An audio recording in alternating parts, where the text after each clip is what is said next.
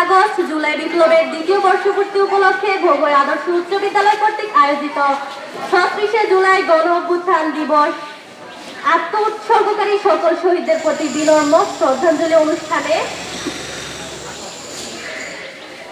স্বাগত জানাই সম্মানিত বিচারক মণ্ডলী এবং সম্মানিত শিক্ষক মণ্ডলী এবং আমার প্রান্তীয় ভাই ও বোনেরা, সবাইকে ৩৬শে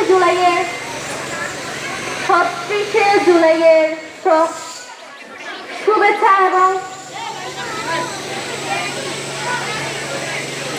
৩৬শে জুলাই কথাটার দুটি শব্দের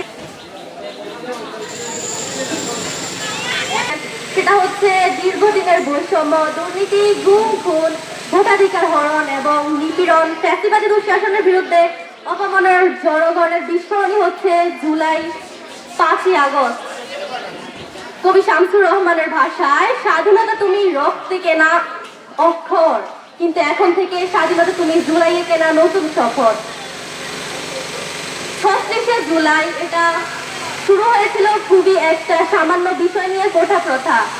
কথায় আছে, ছোট ছোট বালুকণা বিন্দু বিন্দু জল গড়ে তোলে পৃথিবী এক সাগর অতল।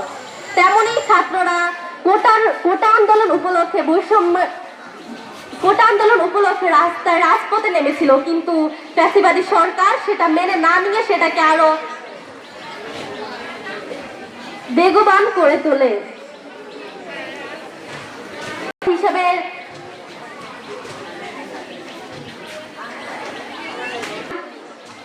ভয় কি করো জয়, রক্তে লেখা অন্যায়ের কাছে মাথা নত হবে না এই প্রাণ।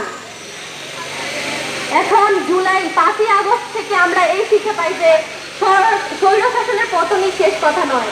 সুন্দর, সমৃদ্ধ ও মানবিক বাংলাদেশ গড়ে তুলতে হলে দেশের প্রত্যেক নাগরিককে দায়িত্ব ও কর্তব্য পালনে আন্তরিক হতে হবে, তাহলে শহীদ আহতদের ত্যাগ সার্থক হবে। ধন্যবাদ সবাইকে।